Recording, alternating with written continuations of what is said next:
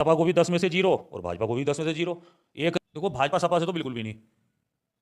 आज़ाद समाज पार्टी, बसपा या कांग्रेस में जो मुस्लिम कार्यकर्ता थे उन दोनों के टिकट काट दिए और जिलाध्यक्ष ने पैसे वैसे लेकर उन्हें टिकट दे दिया गया। पहला हिंदू मोहल्लों में तो सड़क तोड़कर, मतलब नई सड़क तोड़कर उसके ऊपर सड़क बना दी जा रही है, लेकिन मुस्लिम मोहल्लों में मैं देखता हूँ तो मुस्लिम मोहल्लों में तो सड़क ही नहीं है।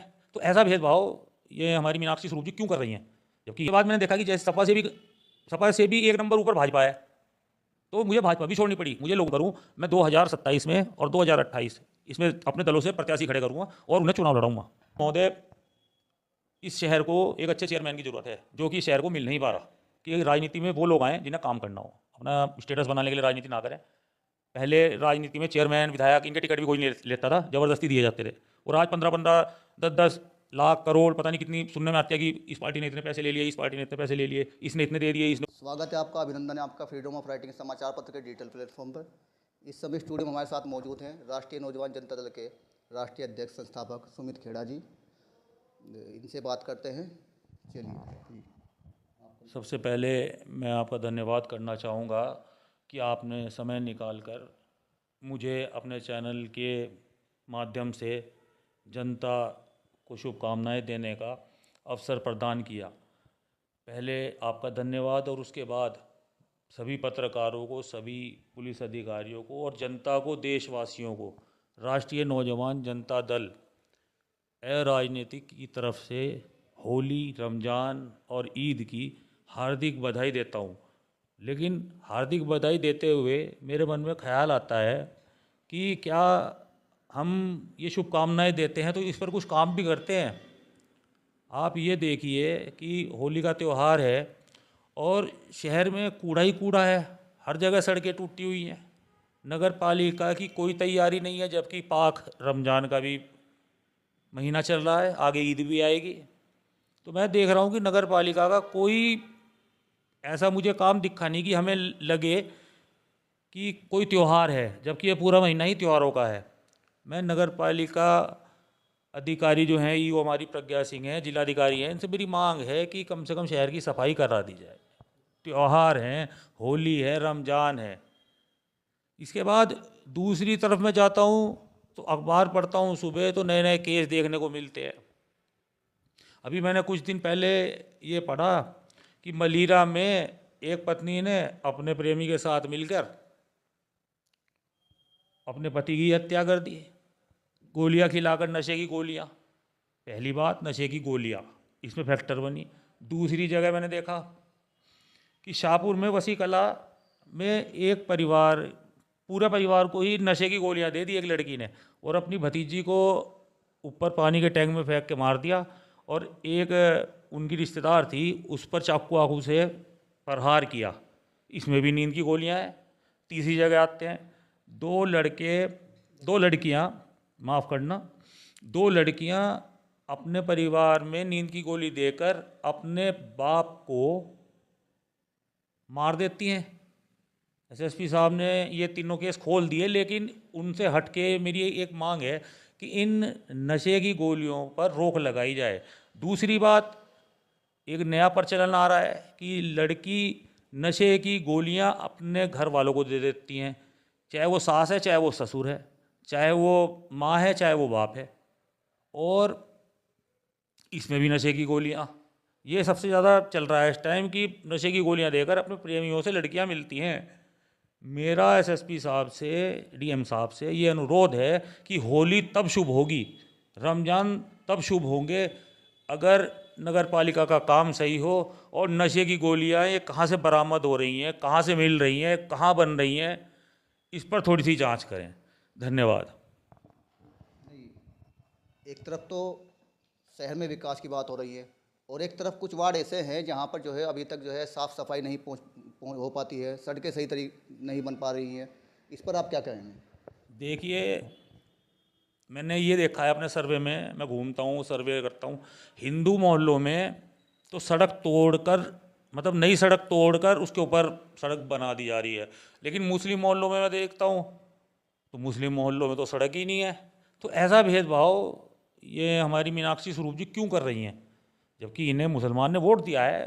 वोट बैंक की राजनीति के साथ अब ये पूरे शहर की चेयरमैन है। आप देखेंगे तो हिंदू जो वार्ड है, खुद मेरा वार्ड है, और एक सड़क अब भी वहाँ बन रही है जो बिल्कुल नई सड़क थी, उसे तोड़कर दोबारा बना दिया गया। तो ये भेदभाव की जो राजनीति है, पिछली बार अंजू अग्रवाल जी को सब जानते हैं कि कपिल देव अग्रवाल माननीय मंत्री जी ने काम ही नहीं करने दिया। अपनी एक आपस में राजनीति की वजह से शहर विकास को तरसता रहा। और अब सपा से आए गौरव स्वरूप, जो खुद एक बिजनेसमैन है, बहुत बड़े बिजनेसमैन है, उन्हें राजनीति में आने की क्या ज़रूरत थी? उनके पास फंडस है, उनके पास मेडिकल है, उनके पास शिक्षा है, तो वहाँ काम करें ना। अपना स्टेटस बढ़ाने के लिए राजनीति में लोग ना आए। जनता से मेरी विनय है कि नकार दें ऐसे आदमियों को जो आपके काम नहीं कर रहा। एक सवाल आपसे ये है कि आपको संगठन बनाने की ज़रूरत क्या पड़ गई? क्योंकि आप पहले भी पार्टियों में रह चुके हैं, पार्टियों में काम करते, संगठन बनाने की ज़रूरत क्यों पड़ गई आपको?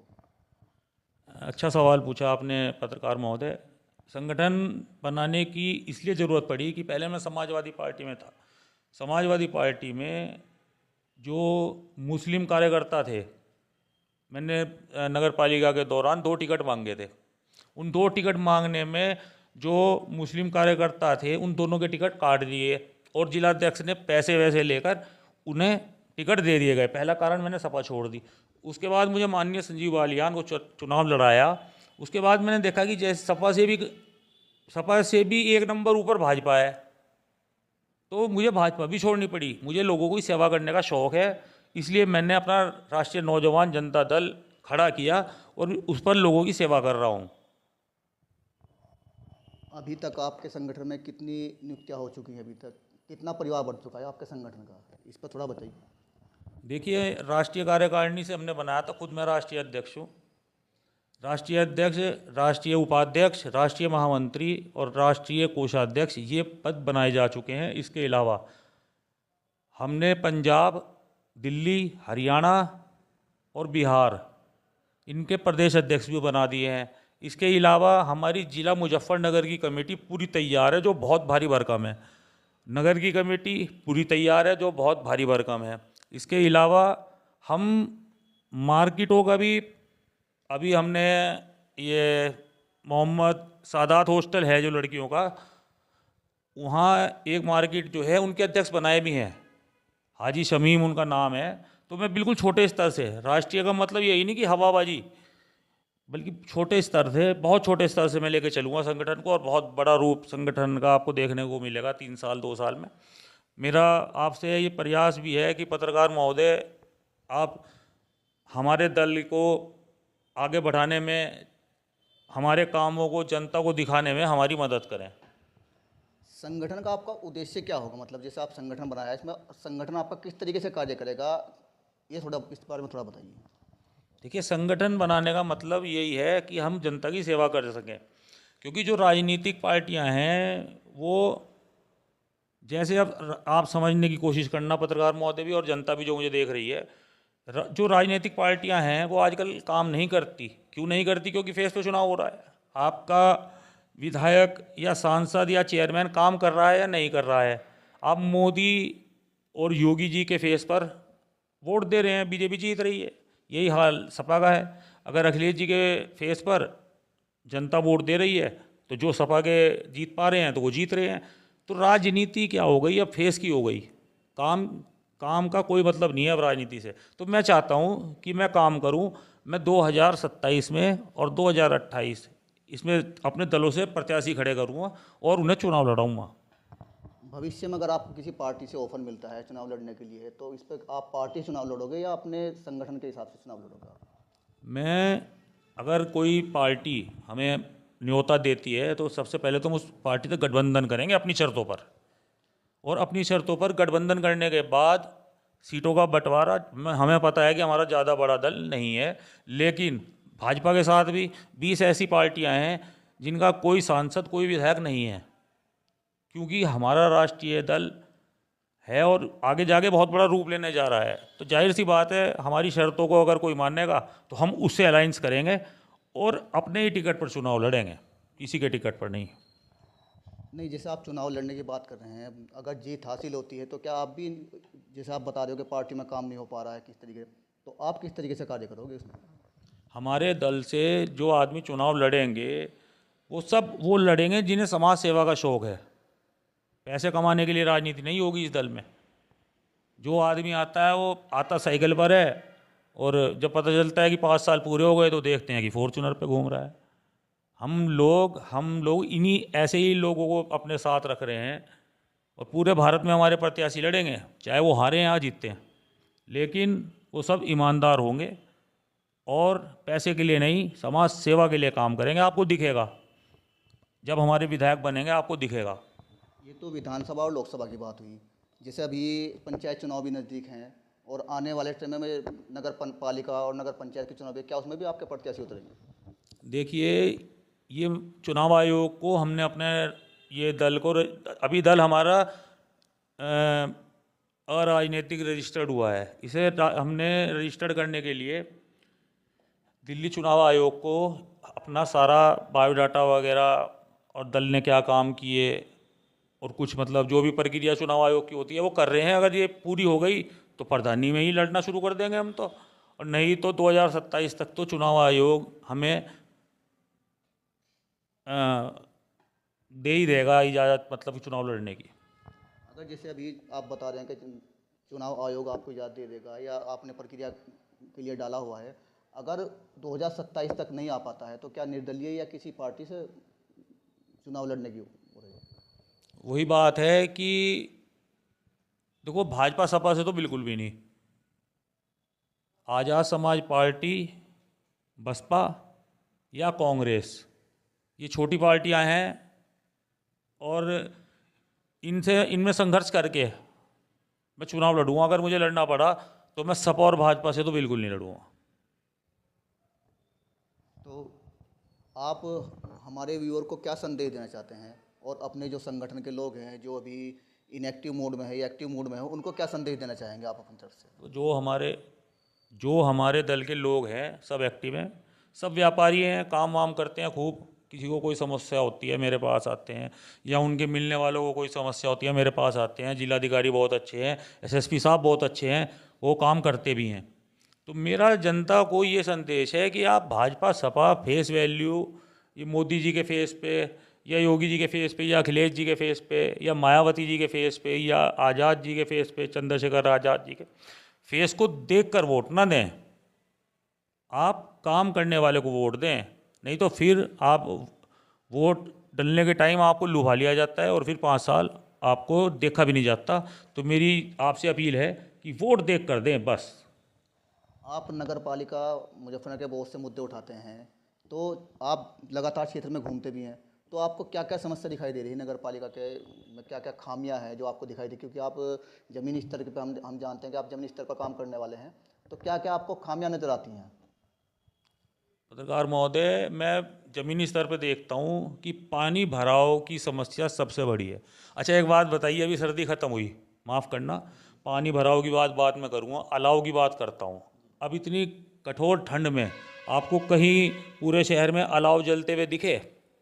क्या है नगर पालिका का काम नहीं है? उसके बाद बरसात में नाले भर भर के बाहर आए, सारे शहर ने देखा, लेकिन क्या करे, बेचारा मोदी जी के चेहरे पर वोट दे चुका।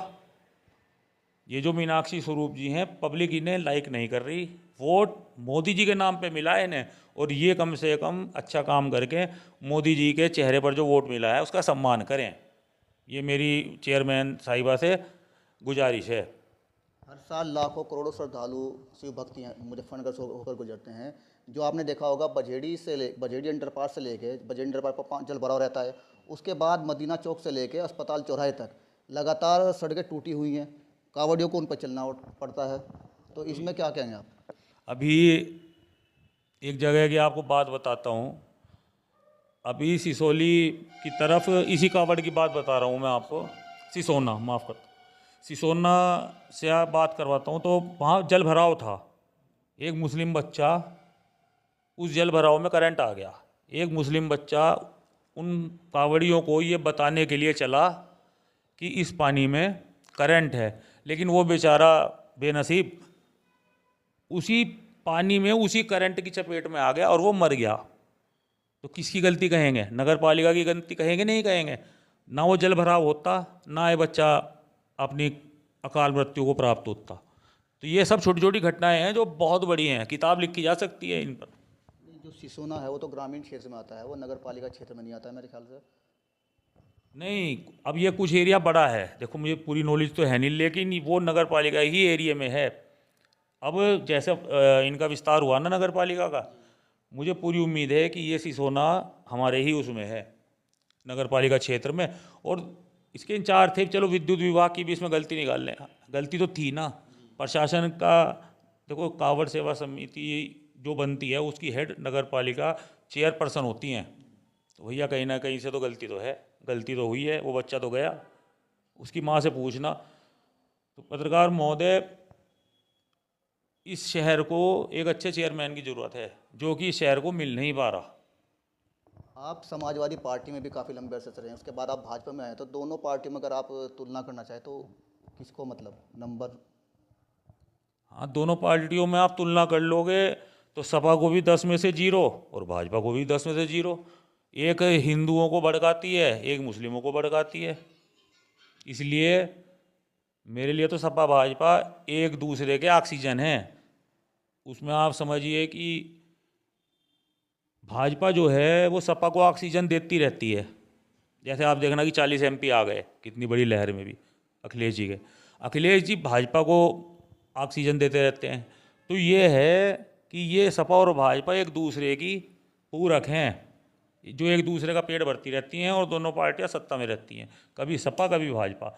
जनता के हित को ना तो सपा चाहती ना भाजपा चाहती। तो क्या यही वजह है कि आपने अपनी पार्टी या संगठन बनाने की विचार किया, यही वजह है? हाँ बिल्कुल पत्रकार महोदय, बिल्कुल यही वजह है कि राजनीति में वो लोग आएँ जिन्हें काम करना हो, अपना स्टेटस बनाने के लिए राजनीति ना करें। पहले राजनीति में चेयरमैन विधायक इनके टिकट भी कोई नहीं लेता था, ज़बरदस्ती दिए जाते थे।